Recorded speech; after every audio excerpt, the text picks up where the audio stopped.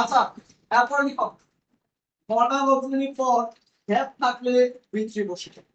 Modal auxiliary এর পর have AGB have থাকলে বি3 বসে। এই হ্যাভ এর কাহিনীটা হচ্ছে সে যেখানেই বসবে যার সঙ্গে বসবে তাকে 3 নাম্বার ফর্মে নিয়ে যাবে। ঠিক আছে, যেখানেই বলতে যার সঙ্গে বলবে তাকে 3 নাম্বার ফর্মে নিয়ে যাবে। বি3 বসে। তাই এরপর গুরুত্বপূর্ণ একটা কথা লিখো, লিখছো এটা লিখো ডিআইডি ডিড। ডিড এর পরে ভার্বের বেস ফর্ম বসে। DID did. আচ্ছা, ডিড তো আমরা জানি এরকম ডিড হইলে ডিড হচ্ছে নরমালি পাস্ট টেন্সের উদাহরণ, তাই না? ডিড পাস্টের অক্সিলারি। কিন্তু এখানে একটা কথা আছে, তোমরা কি বলতাম did the past or pass? তুমি কোনটাকে চুজ করতাম? পাস। পাস। কেন পাস? কেন পাস? কারণ এটার বেসিক নিয়ম হচ্ছে ডিড তো নিজে সেকেন্ড ফর্মে আসে। এই দুইটা সেকেন্ড ফর্ম একসঙ্গে বসতে পারবে না। দুইটা মডেল অক্সিলারি যেরকম একসঙ্গে বসতে পারে না, দুইটা ভার্বের এই সেকেন্ড ফর্ম একসঙ্গে বসতে পারবে না। তার মানে এখানে সে আগেই অতীত হয়ে আছে, এরপর আবার অতীত হবে না, তাই এরকম হবে না। এই কারণে তুমি এটা চুজ করো কোনটা? পাস। বুঝা গেছে? সবাই ক্লিয়ার এটুকু?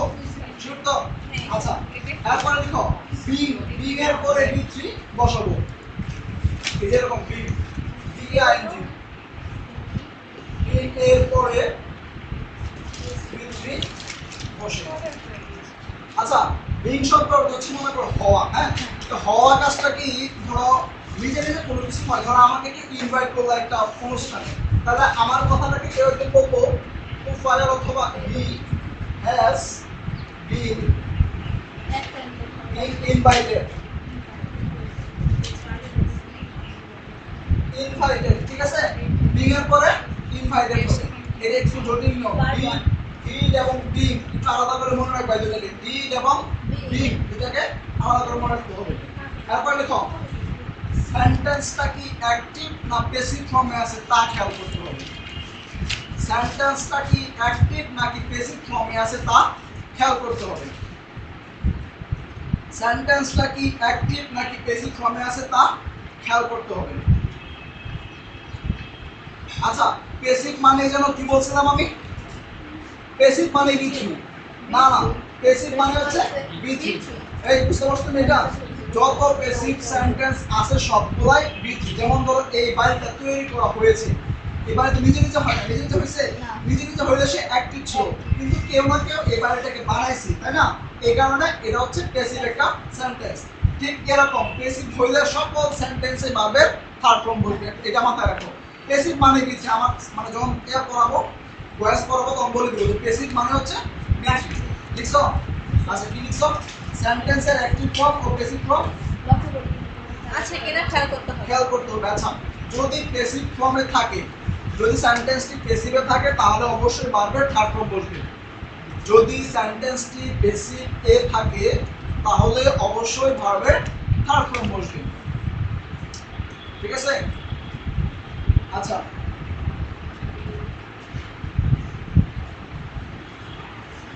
লিখছো? এরপরে হ্যাঁ থার্ড ফর্ম বসবে। এরপরে লিখো সেন্টেন্সের সাবজেক্ট অনুযায়ী ভার্ব বসাতে হবে।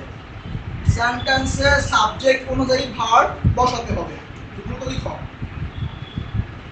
সেন্টেন্সের সাবজেক্ট অনুযায়ী ভার্ব বসাতে হবে।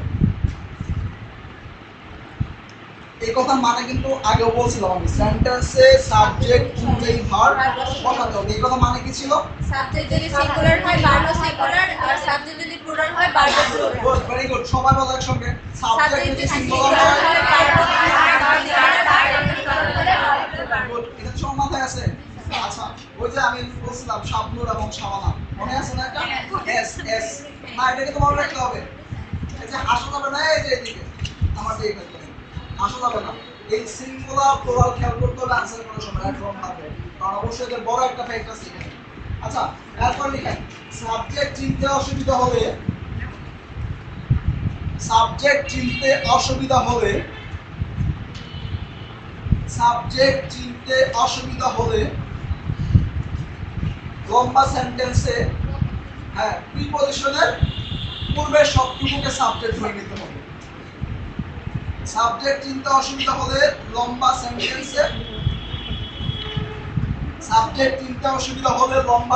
সেন্টেন্সে পূর্ব পর্যন্ত হ্যাঁ সাবজেক্ট। প্রিপজিশনের পূর্বে যা আছে সবটুকুকে তুমি সাবজেক্ট ধরে নিতে পারো, ঠিক আছে? যেমন ওই যে বলছিলাম দা ডেভেলপমেন্ট অফ বাংলাদেশ, এই অফ এর পূর্বে দা ডেভেলপমেন্ট অফ শব্দটি ছিল আমার সাবজেক্ট। মনে আছে না এগুলো? আচ্ছা, তারপর লিখো অতীতের ঘটনা মানেই পাস্ট টেন্স। অতীতের কোনো ঘটনা মানেই পাস্ট টেন্স। অতীতের কোনো ঘটনা মানেই পাস্ট টেন্স। বিষয়টা তারপর লিখো কারেন্ট ইস্যু বা বর্তমান কোনো কিছু বোঝালে প্রেজেন্ট টেন্স। এগুলো একদম বেসিক কথাবার্তা বললাম এরকম ভাবে। হ্যাঁ, তেমন কারেন্ট ইস্যু, হ্যাঁ C U R O N current issue, বুঝালে হ্যাঁ বা বর্তমান কোনো কিছু বললে প্রেজেন্ট টেন্স, ঠিক আছে? আচ্ছা, এরপরে আরেকটু লিখে ফেলো, শেষ করে দিয়েছি। হ্যাঁ, এরপর লিখো সেন্টেন্সটা কোন টেন্সে আছে তা বুঝতে, সেন্টেন্সটা কোন টেন্সে আছে তা বুঝতে অক্সিলারি ভার্বের দিকে খেয়াল করবে। সেন্টেন্সটা কোন টেন্সে আছে তা বুঝতে অক্সিলারি ভার্বের দিকে খেয়াল করবে।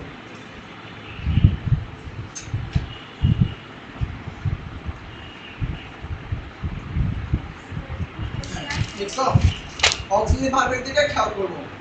এরপর আমি গতদিন ক্লজ এবং ফ্রেজের কথা বলছিলাম। কোন একটা সেন্টেন্সে ক্লজ হচ্ছে অনেকটা ঘটকের মতো, তাই না? দুইটা সেন্টেন্সকে সে কি করবে? জোড়া লাগাবে, তাই তো? জোড়া লাগানো মানে হচ্ছে এই একা সে কিন্তু কোনো সময় একা একটা সেন্টেন্স নিয়ে ক্লজ মার্কার বসতে পারবে না। ক্লজ মার্কার থাকলে এই পাশে একটা সেন্টেন্স, এই পাশে একটা সেন্টেন্স, তাই না? তাহলে এই কথাটা কিন্তু বইয়ের পাশে লিখে ফেলো। লিখো বাক্যে যদি কনজাংশন বা ক্লজ মার্কার থাকে, বাক্যে যদি কনজাংশন বা ক্লজ মার্কার থাকে, বাক্যে যদি কনজাংশন বা ক্লজ মার্কার থাকে, হ্যাঁ কনজাংশন বা ক্লজ মার্কার থাকে, তবে দুটি সাবজেক্ট ও দুটি ভার্ব নিশ্চিত করতে হবে।